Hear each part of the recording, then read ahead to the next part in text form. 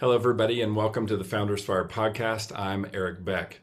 Today's guest is Dave Marx. He is the founder and managing principal of Frontrunner Consulting. Keep that name in mind for just a minute. I'm going to come back to it, but Frontrunner operates at the intersection of capital leadership and business acquisition. Dave brings a unique blend of investment banking credentials, including Series 7 and 63 licenses, along with executive recruiting expertise. Through Frontrunner Consulting, he manages a proprietary network of more than 24,000 investors and senior level executives, creating exclusive deal flow and elite talent acquisition capabilities that few firms can match. The firm works with thousands of investors worldwide, including strategic acquirers, private equity groups, family offices, venture capital firms, and angel investors across a wide range of industries. Transactions typically range from 5 million to over 100 million. Frontrunner's mission is simple but powerful. Ensure their candidates are at the front to be hired and their deal flow. Dave is also a fellow distance runner and endurance athlete and just an all-around wonderful person. So I think you guys are going to enjoy this conversation. Some of the big ideas we're going to cover are how to properly value a business, why some businesses have such a difficult time going to market, what are the core factors that increase the value of a business, and what are some of the best motivations to sell your business, including how to know when you're ready to sell and how to make sure you get top dollar for your life's investment. So there's a lot we get into, a lot of details. So without any further ado, here's our conversation. Tell us a little bit about you, and then we'll just kind of dive into questions and talk through it. Yep. So this is Dave Marx, founder, managing principal of Frontrunner Consulting. Back in the day, I was an investment banker. Later was an executive recruiter and decided in 2008 to start my own practice with both of those principles. So on the M&A side, what I do is match buyers and sellers of companies, called M&A intermediary. And I knew from the very beginning that I would have no problem getting a buy side finder's fee from people that would invest in companies. So when you think about reaching out to somebody to help sell your business, it's typical that you're going to pay that person some kind of an upfront fee, have significant closing cost. And the way that I differentiate myself is because I have a huge network, Eric. It's like 20,000 M&A contacts. It's over 1,200 different industries. So there's high probability that whatever industry your client is in, I have buyers for it. Yeah. So the bottom line is, for somebody looking to sell their business, there's enough to worry about. Sure. The financing of paying somebody to find a business can be overwhelming. Well, I take that away because there's no cost, no fees, no retainers for me to represent that business. And many times I'm reaching out to the same type of buyers that a typical investment banker, sell-side advisor, broker would go to. Yeah. And these fees, can cost an owner hundreds of thousands of dollars or $1 million or more, depending on the size of the business. So it takes a lot of the worry out from an aspect that can be pretty overwhelming to begin with. So that gives you an idea of what I do, matching buyers and sellers of companies, as well as being an executive recruiter. So let's back up for a second. So let's kind of paint the picture of what's normal, because you just gave us a really good understanding of how you've been successful. And it sounds like what you're saying, what's normal is I'm a business owner. Let's say I own an HVAC company. I got 10 people working for me, and we're doing $4 million a year and $1 million in EBITDA. And I'm like, gosh, you know what? I think I want to be done.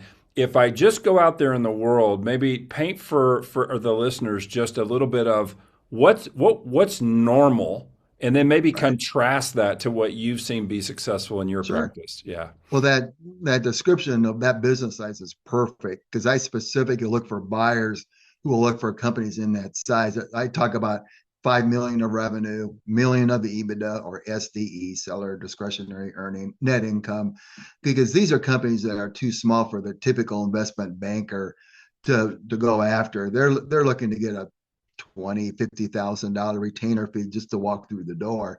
In companies this size, they can't afford that. So what's typical is they'll go out through maybe a small banker, sell-side advisor, broker. A lot of these people don't work for free, so they're going to ask for some kind of a retainer up front. And then a success fee if they find the buyer. And these fees can be 2 to 5%, maybe 8% of the transaction price, which can be pretty costly. And for me, I'm all contingent based. So I Hmm. mean, even if I were to charge the seller, it'd only be if I was successful closing the deal. And Got the it. challenge with the retained fee is you're paying that regardless of whether they find a buyer or not. Yeah. And that can be, pretty significant. So a company, 4 million of revenue having to pay, 20, 30, $50,000 up front, Just to it's start. untenable. Yeah. Right. Yeah. Yeah. It's Yeah. a Yeah. non-starter. And then you got other entities out there that maybe represent your business and don't have the right kind of buyers. Because my focus is institutional buyers, whether it's private equity or a family office or Hmm. holding company or strategic buyer. You get down to like the business broker stage, and they're reaching out to maybe an individual that wants to buy their first business. And there's Okay, nothing wrong with that. Dave, let's But park there. Yeah, let's park there for just a second because I think that's an sure. important distinction. So, I'm running an HVAC company. I get this Mm-hmm, wild idea that I want to sell, and I mm-hmm, don't know you. And I mm-hmm. probably hop out there online and say, sell my business Atlanta or whatever city I'm in or whatever I do. Sure. And I get to what you just described, which is like a business broker. And they sound good and they know a bunch of stuff I Mm-hmm. don't know. But what you're saying is what they might be missing is that their access to the buyers is kind of just onesie twosie one-off individuals that they know, at some level. And what's a possible downside of that? Maybe explain that a little bit more. Like Sure. what's the negative there? Yeah, well, the downside is somebody that needs like SBA financing, somebody that goes out and has to, ask for a seller note. Seller note, you're asking the owner of the business to help finance the sale of their own company, Hmm. which to me is just silly. It's like, hey, listen, Eric, I might give you, 6% interest if you help fund the sale of the business. It's like, well, why would you want to do that? And the U.S. government changed the SBA laws, financing regulations last June to say if you roll over equity, meaning that you don't sell 100% of the business, but maybe you sell 80% and 20% you keep. Well, the seller, not the buyer, the seller has to guarantee that 20%, meaning, collateralize your home as an example. Hmm. And sellers don't want to do that. Of So course the not. premise is I for the institutional buyers that I work with, most of them have either committed capital, they've raised funds on their own, or Sure. they have capital resources behind them to back up, but they don't need Yeah. small business loans. They're not Yeah, going to ask the they're not trying to seller to do seller finance it. financing, and in other Right, words, they're not trying to bootstrap it. They're right. serious and they've got the resources, and if Mm-hmm. it's a good fit, they're going to make a decent offer.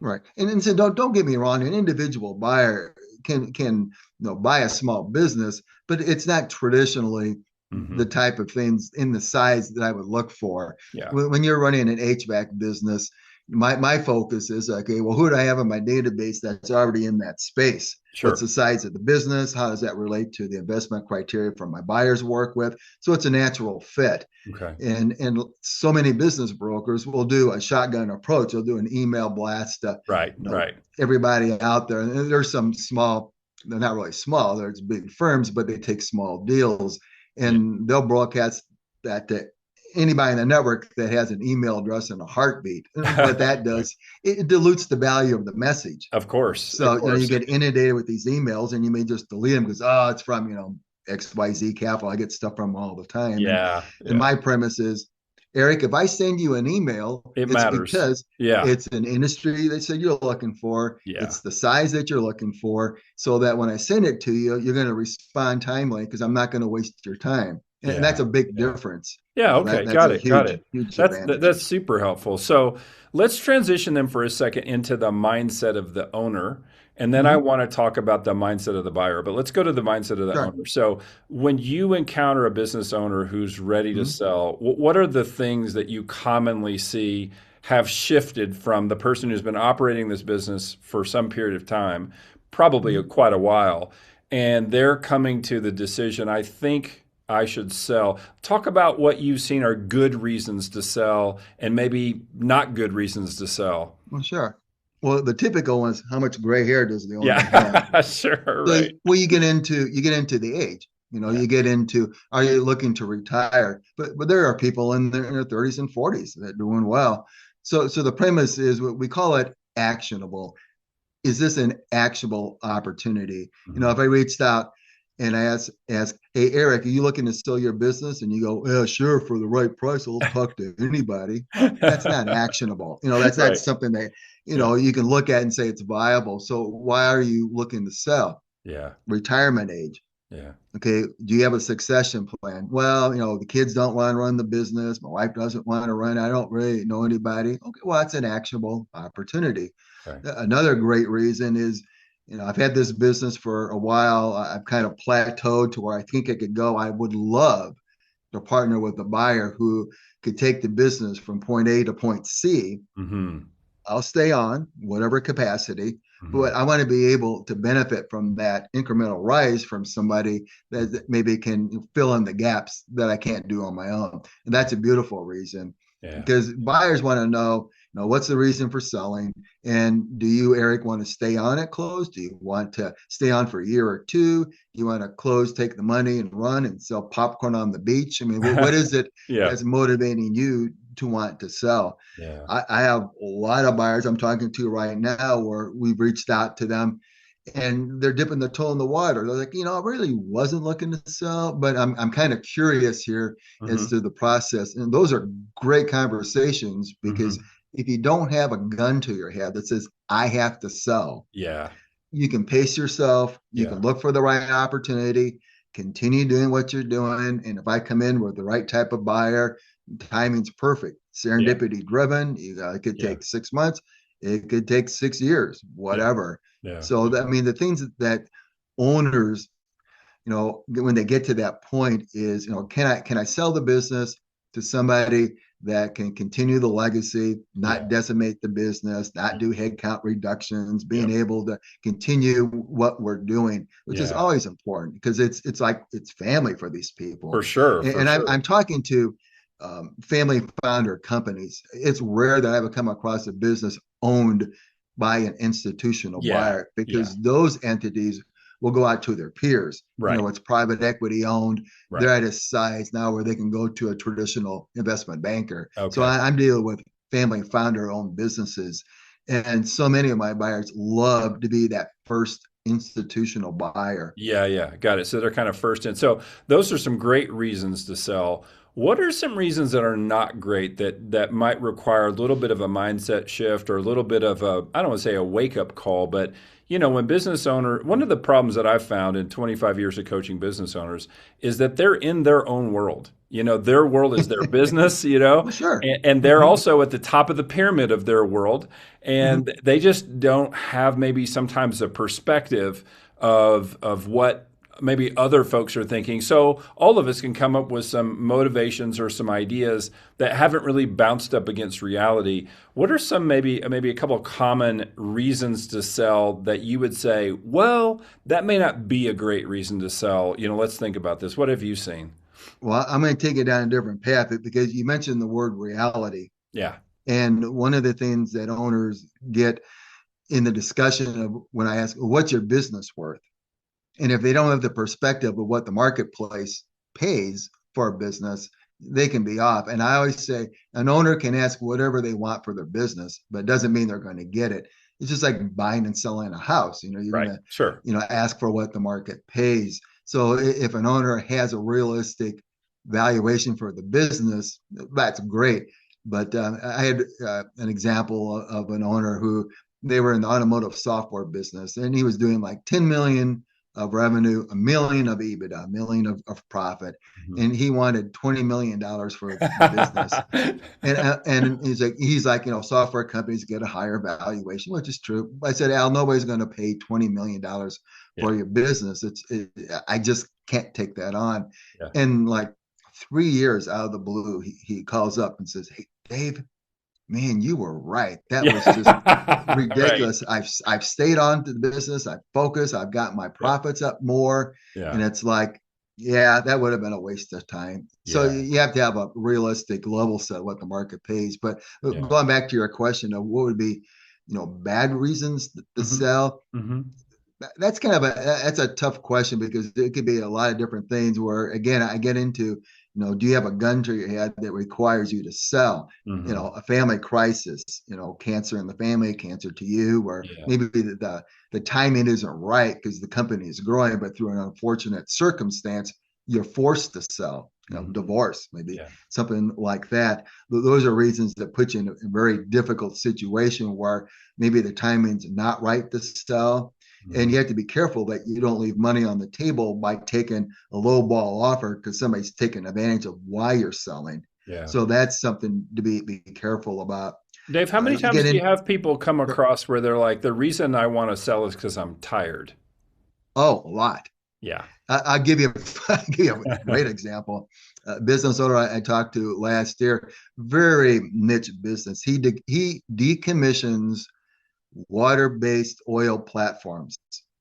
Okay. Okay. Okay. So he's a subject matter expert in the Yeah. BP oil crisis in the Gulf of Mexico. Got So it. Yeah. Yeah. he's like, Dave, I'm out of Houston. I go to the state of California every month to talk about decommissioning oil and gas platforms. I'm tired of coming out here. I'm out here every. Oh, Dave, I got to go. Governor Newsom just came in the room, and I'm like, oh, well, he's pretty connected. That's pretty good. But Yeah. he's been doing it for like 20, 25 years. Yeah. He's tired, Yeah. and that's a valid reason. Sure. That's a great reason. I have one guy I'm representing right now. He's in the it's kind of like the logistics space, but he has he's more on the finance side, and he owns a gun shop. Hmm. He's making great money in these other businesses. He just wants to sell the logistics business because he's just tired of it. He just wants to do something else. He wants to focus on another business. I've got some, financial technology companies where the guy's had it for 6 years. Hey, the challenge is gone. I maximize my income. Yeah, I can go bigger, but I like startups. I like being able to get the business from zero to say, Hmm. 20 million in revenue. I've got it there. The challenge is gone. If somebody takes it to 500 million, great. But that's not what I'm looking to do. So those are interesting reasons that somebody's looking to sell. But Yeah. when you're talking about like bad timing to sell, Yeah. it's kind of like playing the stock market. You may think the stock market goes up, so you wait, then you miss something, and Yeah. and that's something where this could be a good example. Somebody doesn't want to sell because they think their business is going to increase for whatever reasons, Sure. and the Sure. market changes, their customers change, they Yeah. they lose a big contract, and Yeah. now their revenue implodes. They Yeah. lose buyer interest because they went from X to Hmm. big X. Maybe they're profitable. Yeah. They went to be a non-profitable. But just so your listeners know, I have buyers that like stressed and distressed businesses too. Sure. So Sure. they don't have to be profitable, but obviously the more profitable it is, the better Of return course. you can get on it. So let's think about it then from the buyer side. If a Sure. buyer is becomes aware of a business, and the Mm-hmm. business owner says, "I've got some turnover problems, revenue is flat, and the whole business depends on me, and I've got one client that accounts for 30% of the revenue, and you know what? I'm just sick of the stress. Would you buy it?" Tell us how a Right. seller, how a buyer, tell us how a buyer hears that. Well, customer concentration is a huge issue. So, somebody, I joke sometimes like if you're in the distribution space, you make like metal racks for warehouses, Yeah. and your customer is Amazon. Yeah. Well, great. Wouldn't you want Amazon? And maybe you're $100 million business, but if 80% of your revenue is coming from Amazon, buyers goes, well, you lose the Amazon contract, you Yeah. could lose your business. So customer concentration is a big concern. Matter of fact, that trucking business I just told you about, they have 30 trucks dedicated to one of the huge data providers out there. Okay. They're transporting servers and server racks, and they've got 30 trucks dedicated on that route. Well, they want to increase that to 50. Hmm. But the owner's like, well, geez, that's going to increase my customer concentration. It's going to dilute the value that I'm going to get from my business. And this is a guy that comes from the finance side, so he gets it. Yeah. So, I mean, that's a valid concern. The thing that can be really challenging is Eric is the sole owner of a business. It's your Yeah. business. Yeah. Everything's in your head. And if you step aside, Yeah. those are the things that buyers typically will not Yeah. purchase. Yeah, because those are they would be if they situations. were to do that, then I mean, and then you can unpack this for us.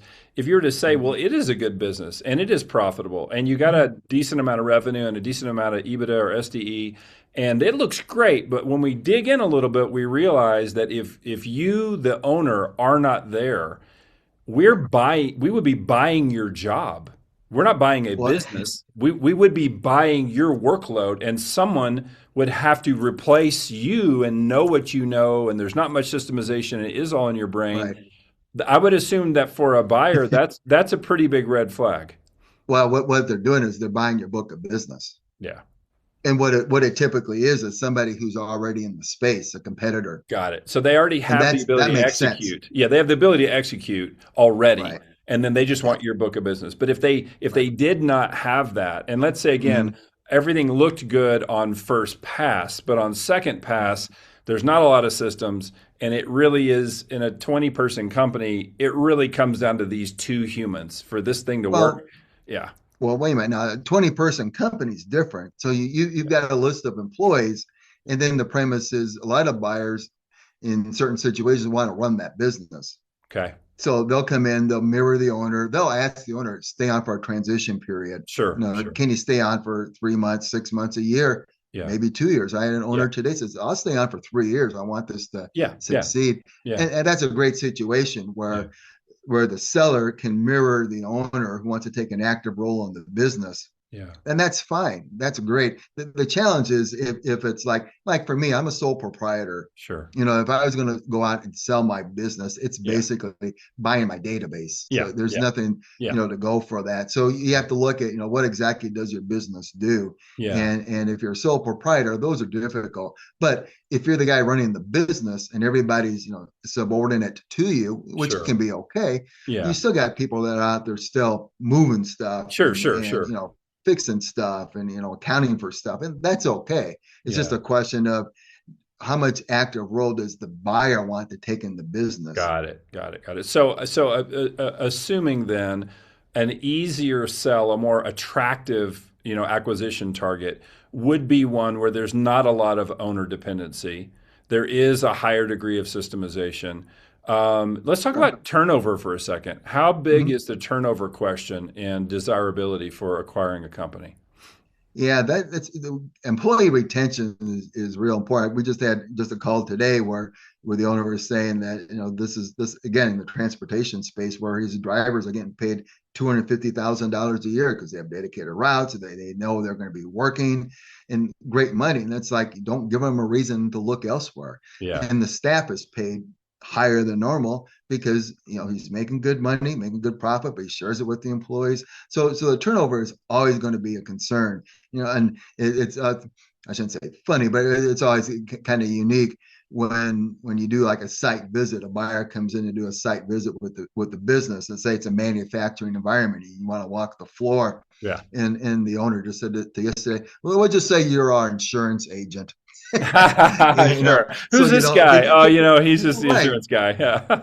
I was in a couple of those just last year, Yeah. going and visit a company, and you're out there, watching the floor and stuff. And Yeah. you Yeah. see everybody looking, you're like, who's that Yeah. guy over Who's there? the What's yeah, the who's outside the guy? outsider? Yeah. Who's the guy with the tie on? What's Yeah, going on? right. What's up Yeah, lose the with that? suit. Nobody else Lose the has a suit. tie. Don't wear a suit. Who's the suit? Right. But seriously, turnover is an important issue. And Yeah. I always think about the succession plan, the transition period. When the owner stays on for a Mhm. certain amount of time, that gives credence to the Yeah. fact that the seller believes in the owner Yeah. and that they're not leaving ship right away. Yeah. And unless again it's It's for some urgent. personal medical reasons Yeah. or whatever. So Yeah. that's always a key, a key concern. And there was, for the type of size companies that I work on, there's like retention bonuses and stuff that don't necessarily happen. When you get up into companies that are like in the 100 million revenue rates and so forth, those are things that can happen sometimes. We say, listen, under new ownership, if you Yeah. stay on for 6 months, there's a There's a retention bonus. bonus, something Yeah. like that. That Yeah. it's not real common. But Yeah. going back to your question about Yeah. selling, when you've got an owner that's had the business for decades, it shouldn't necessarily be a surprise that he or she is looking to sell, Right. but it's Right. obviously still kind of a shock when it gets to that point. Yeah. To the And so employees. much Yeah. of it depends on how the owner presents what's going on. Right. Right. And it's always a timing issue. Well, do you say, hey, I'm going out and look to find a buyer? Do you wait until you get an offer? And a lot of times the offer doesn't close. Do you wait until it closes? Then you Hmm. disclose it. Hmm.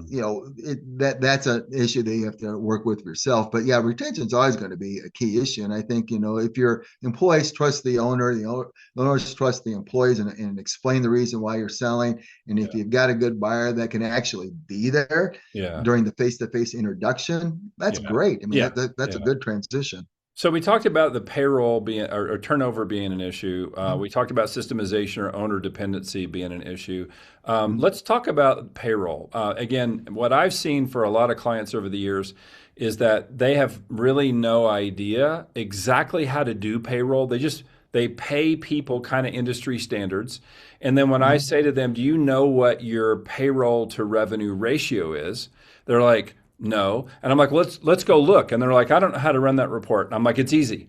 Just pull your bank statements or pull your P&L and let's just look at gross revenue last year and then Mhm. call your payroll company or whoever and just look at what your gross payroll was and let's just divide one by the other and find our ratio."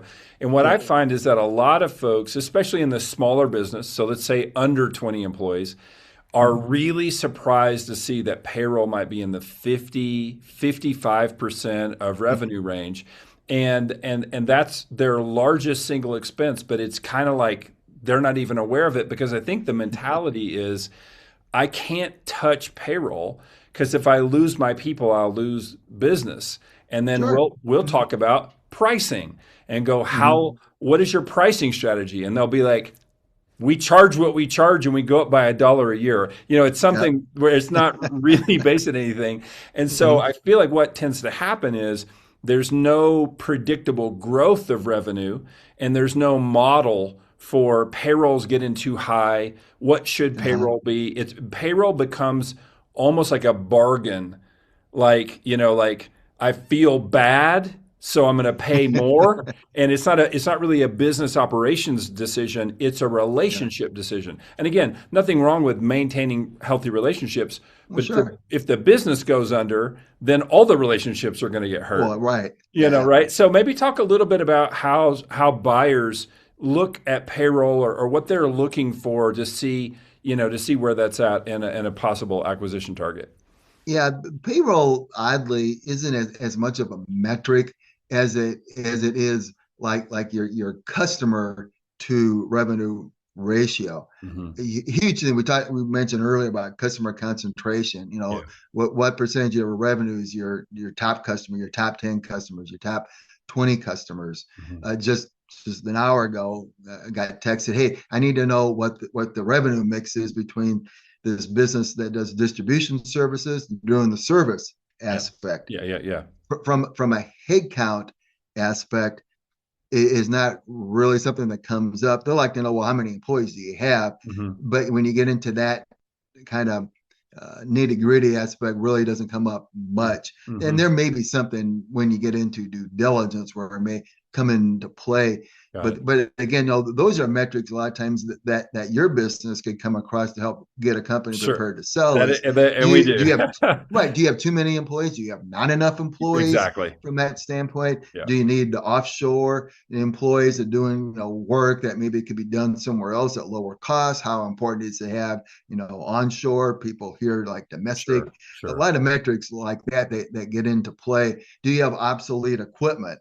Right. Do you need Right. to take a write down? Right. I have an example of an owner that I'm working with who bought a business in 2024, and it was like around 8 million in revenue, but he did a $1.4 million write down of obsolete equipment because he's like, we don't need this. I'm going to take the hit now Hmm. and get back into like a million of profit for 2025. Hmm. But that can spook some investors. Go, well, why wasn't Sure. it profitable before? Well, it's easy to explain. He did a Sure. huge write off. There's Yeah. nothing Yeah. nothing Yeah. wrong with that. So Yeah. the metrics that buyers look at a lot of times pertains to the customer mix, not necessarily a headcount Got it. mix. Sure. Sure. Got it. But So, obviously, it's still important because when you're there at the front end you're right. looking at a business, you may say, listen, if you added one more salesperson that could Right. drive your revenue up, 10%, is it worth that. And then how's that person get paid? Is it a salary? Is it a Right. commission? Right. Is it a Right. draw? All those things that try to find out the right mix to make sure it doesn't make sense to add somebody on. It's just adding people may not be the solution, as Right, you that's for know. sure. That's true. Well, speaking of sales and revenue, let's talk about Mm, that from a seller's perspective. What kind of revenue growth do they want to see to feel really comfortable? And then what situation with revenue? I mean, obviously, if revenue is declining, that's not good. But mhm. is flat the same as declining slightly? Is the same as growing? Is the same as hockey stick? And again, I know that again, I'm just saying this for our business owners that are listening to this. Sure. We all know, and Dave, affirm this. If I'm not saying this right, affirm this. But we all know that small business owners run the books to minimize taxes, not to show profit, right? So Right. maybe talk a little bit about that side of it. Well, you got two distinct silos. Yeah. The revenue growth, and then how do you reinvest in the business to minimize paying Uncle Sam? So the revenue growth. I've got a business owner, sole proprietor, single shingle, one man show, makes a consumer tabletop water filtration thing. Think like a Brita filter. Yeah. Sits in your kitchen sink, put Yeah. water in there. It's made out of glass, not stainless steel or plastic, so environmentally friendly, all these different things. In 2023, he was maybe 500,000 sales. 2024, he engaged a lot of online marketing. He spent a lot of money through Meta, so through Facebook, Instagram, got social media marketing. Came out in 2024, he did $4.5 million Wow. and had a profit 2.5 million. So you Hmm. go from 500,000 to 5 million. Yeah. Yeah. Huge. Yeah. Well, last year, between burnout, trying to sell the business, having deal fatigue, and then back surgery, which took him Oh. out for 3 years, his revenue and sales were cut in half. Hmm. So you have this roller coaster, Yeah. over like 2.5 years, 3 years now, and that's a challenge Yeah.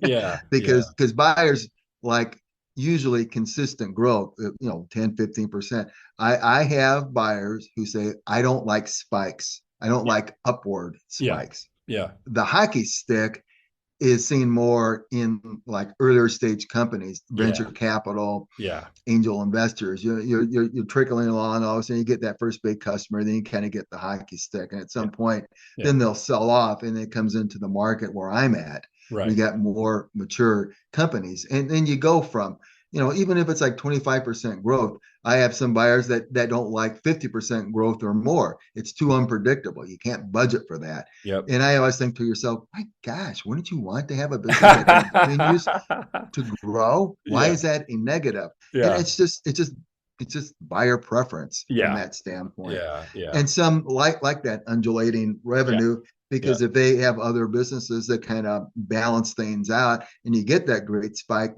great. But again, it just gets back into buyer preference. Okay. So Okay. that's the one aspect. Yeah. And what was the other segment you said? Was it on the profit? Oh, the profitability. Yeah. Yeah. So again, this trucking company I talked to you about, Yeah. coming from the finance world, he was like, gosh, I buy these tractors out there. They're like $200,000 each. I'm getting these, I'm getting some revenue off of it, but gosh, this is a great appreciation Yeah. tool. So I don't have to pay Uncle Sam. And then guess what? Well, his business explodes. He's like, oh my gosh, I'm Yeah. driving up the revenue, but I need to get more trucks. Yeah. And he Yeah. literally, through the appreciation model, I mean, he's paying himself like $400,000 a year, but he's not paying any income tax because of the depreciation, and Sure. that's great. Sure. I Sure. have a guy that's in the well, he makes hoists and gates for like lock and dams. So Okay. you picture him opening up a lock and Yeah. dam. Yeah. He Yeah. makes Yeah. the connectors to the gates. Okay. Like $10 million business, adjusted EBITDA is like 1 million. Business is up in New York State, but he lives in Florida.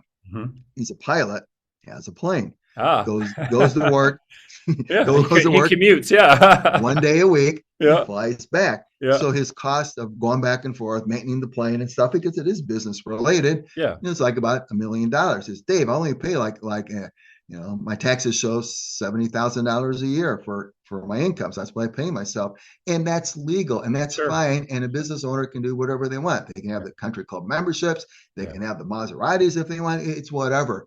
Yeah. Now we get into ad backs. Yeah. So I know a buyer comes in and says, okay, well, Eric, if you get rid of the country club memberships, the fast Right. cars, the ski memberships, all this stuff out Yeah, there, the how much can what we do they add call back it? into The it's profits?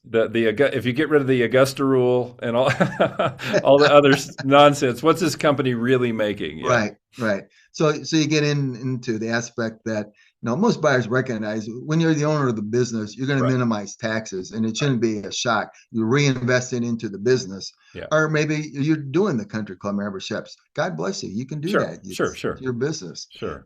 So then you get back into, well, okay, well, if I buy the business and you're not on the payroll, and these country club memberships go away, Yeah, what is that profit? And that's what we call adjusted EBITDA, yeah, adjusted yeah. earnings. Got it, got it. So as we kind of land the plane here, I always like to Mhm. ask folks on the podcast kind of the why question. You said you were Mhm. investment banking and you did things, prior to this. And I think everybody can tell by now, not only that you're an expert, but that you love what you do. You like what you do. And in fact, Sure. Yeah. when we were on before we turned the recording on, you said something about, I want to help people, connect to a better future for them. Well, right. So maybe just tell us a little bit about your motivation and what you draw from this work and, what's your why? Yeah. I mean, one of my taglines is I try to make a positive difference in people's lives. There was the transaction. We had a transaction done January 2nd. Talk about closing the year on strong. Was a business owner in the freight brokerage business, and I'm in the Chicago area. He's down in Tennessee. He actually came up to Chicago to visit a customer. We connected. It's not that often that I actually get to meet a business owner. We've been good friends through the process, help him through the whole transition, and got the company sold. And it's just been a huge difference in his life, and seeing how I made his life easier by finding a buyer, finding he's been engaged in different buyers. But the premise that I say to owners is, when I introduce you to a buyer, I've already vetted the process out enough to know why are they interested, how are you going to fund the deal, what kind of transition period or not do you expect, what is your objective for the business. So a lot of this is already addressed up front. So when I say to an owner, Eric, listen, I want you to meet with this buyer, ABC Capital, it's Mhm. going to be worth a half hour of your time, Mhm. because when you go through this process of talking to buyers, you're still running your business. You're actively running it. But I have some owners that are not actively running it, and it's no problem to them. But if you're noses to the grindstone and you're putting in the 14-hour days a week and stuff, I'm sensitive to that. I'm sensitive to Of not course. taking the eye off the ball. So yeah, I try to make it as easy as possible. It's never an easy process, Mhm. from that standpoint. And from when I talk to an owner initially to when it gets the deal closed, if it's 90 days from start to finish, that's fast. That's pretty good. Yeah. Some can take 6 months, some can take a year. I've got one deal that's 3 years in the process. Yeah. It varies. So I try to set the right level of expectations with owners to say, I'll do what I can to help make it easy. It's Mhm. not an easy process, Mhm. but through it all, I'm working with both the buyers and the sellers, making sure the flow is going. If there's a disconnect, I'm the one that connects it. The intermediary, Yeah. being Yeah. able to Yeah. make sure that, hey, if somebody owes you something, where are we at in the process? If you've Sure. got a Sure. question, bounce it off of me. It's a lot of times it's like when you're doing the buying and selling of the house and you got your realtor that's kind of Sure. playing in the middle. Sure. You're not necessarily in direct communication with the buyer, Right. Right. so that realtor works. And I use that as an example sometimes because anybody, most people can relate to selling and buying a house, Right. but how many times have you sold a business? And if Right. this is your first time, you have no relevance. Maybe you've Right. talked to somebody that's gone through the process. Maybe you've heard of heartaches and headaches and stuff. Maybe it was a fantastic experience, whatever it Right. may be. So sometimes I feel like I'm Dr. Dave, and I was going to ask her. what You're in the therapist role a little bit that's it because I exactly. think Yeah. when you and I first talked, maybe it was over a year ago, we connected. You said I remember us talking about it's the most emotional Oh my decision gosh. Right. a business owner will ever make is to Well, say, right. "Yep, Exactly. it's time to be done." Yeah. Well, you think of most people work for somebody. Yeah. So your biggest transaction is going to be your house if you're, fortunate Right. to be a homeowner. Yeah. Yeah. But if you're a business owner, it's a whole nother level Right. because you're taking the premise your business is worth many times more Yeah. than like your house. Yes. So now you get into the fact, well, it's your business, but maybe you have co-owners, you have employees, Hmm. you have subcontractors, you have suppliers, you have this whole chain, this whole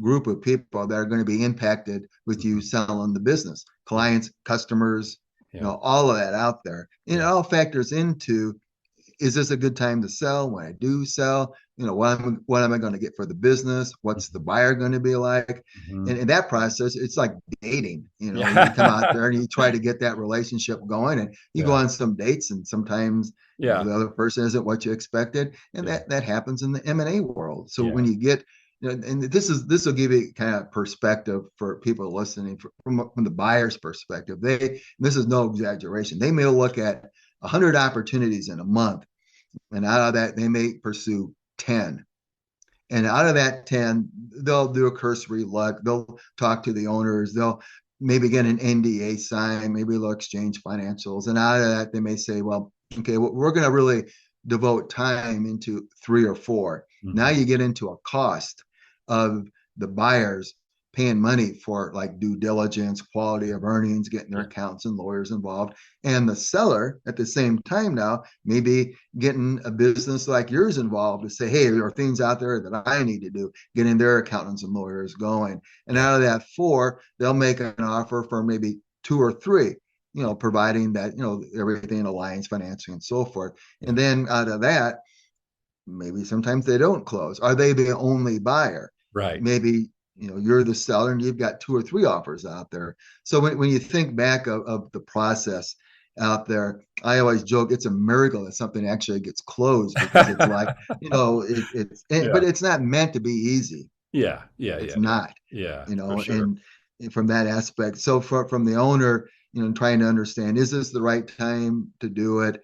What should I get from my business? How long does the process take? Those are all things Yeah. that, Coach Dave or Dr. Dave works with to work through Right. the process, to try to make it, as easy as possible. It's not easy, but Yeah. I try to, make it as smooth as you can.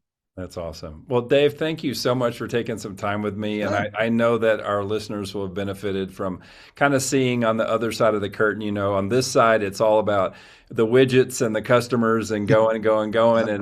And, just seeing from that strategic perspective of what does it mean to sell? What's it mean to buy? What's the mentality, like Mhm. you said? I appreciate your approach, because I can tell always front and center for you is you're trying to make the right relational decision. What's going to be really Yep. great for both parties, and I think that then the successful transaction is, as an owner, I'm really grateful for what I got paid, but I'm also grateful that the legacy and the guts Yep. of the business, the DNA of the business, is not going to evaporate and just get chopped to pieces.